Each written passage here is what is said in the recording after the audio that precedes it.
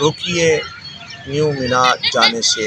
السلام علیکم ورحمۃ اللہ وبرکاتہ۔ ایک مرتبہ پھر آپ سب کے سامنے میں ایک نئی ویڈیو کے حوالے سے حاضر ہوں۔ آج کا جو میرا ٹاپک ہے وہ ہے نیو مینا کے حوالے سے۔ ظاہر بات ہے احتیاط کے حوالے سے میں نے 3 ویڈیو پہلے بھی بنا چکا ہوں۔ آج ایک اور جو ہے احتیاط کے حوالے سے آپ کو آگاہی فراہم کرنی ہے۔ جو حاجی حج کرنے جا رہے ہیں ان کے لیے یہ خاص ویڈیو ہے، انہی کے ساتھ جو ہے یہ منسلک ہے، وہ ذرا غور سے میری بات کو سنیں۔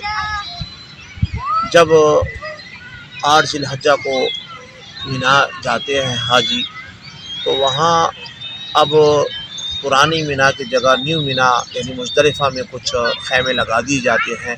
تو اگر آپ میں سے کسی کا خیمہ وہاں لگا دیا گیا ہو تو اسے چاہیے کہ وہ پرانے مینا میں جو ہے کہیں جگہ ڈھونڈ کر جو ہے وہ گزارے۔ ظاہر بات ہے 8 ذی الحجہ کو 5 نمازیں وہاں پر ادا کرنا، یعنی ظہر، عصر، مغرب، عشاء اور پھر صبح کی نماز، یہ جو ہے وہاں رہنا لازمی ہے، کیونکہ پیارے محبوب علیہ السلام وہاں رہے ہیں۔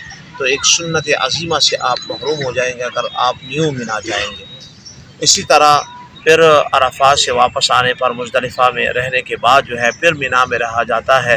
تو اگر آپ کی جگہ نیو مزدلفہ میں بنا دی گئی ہے تو آپ سب سے یہ گزارش ہے کہ وہاں نہ رہے، بلکہ پرانے مینا میں رہے، کہیں جگہ ڈھونڈ لے وہاں رہے، تاکہ جو ہے ایک سنت سے آپ محروم نہ ہو جائیں۔ تو چاہیے تو ان کو یہ تھا کہ وہاں پر جو ہے جس طرح صفا مروہ ہے، جسی طرح مسجد حرام ہے، مختلف بلڈنگیں بنا دی گئی ہیں تاکہ لوگ جو ہے اس میں سما سکے، تو ایسی جو ہے اگر وہ مینا کے اندر بھی اس طرح پورشن بنا لیتے تو آج جو ہے لوگ اس سنت عظیمہ سے محروم نہ ہوتے۔ تو بس صرف آپ سے یہ جو ہے درخواست کرنی تھی کہ آپ جب جائیں تو اگر آپ کا خیمہ نیو مینا کے اندر بنایا گیا ہے تو اس جگہ نہ جائیے، بلکہ پرانے مینا کے اندر رہیے۔ اور یہ بھی آپ کریں کہ اگر آپ پیدل جا سکتے ہیں تو پیدل جائیں، پیدل جانے میں بہت سارے ثواب ہیں، تو احتیاط کریں، پیدل جائیں اور پیدل جو ہے اس جگہ پہ ٹھہریں جس جگہ محبوب علیہ السلام ٹھہرے ہیں۔ تو بہت بہت شکریہ اس ویڈیو کو سننے کا، اور میں آپ سے یہ جو ہے درخواست کروں گا کہ آپ اس کو زیادہ سے زیادہ شیئر کریں تاکہ جو ہے ان حجاج تک یہ پیغام پہنچ جائے۔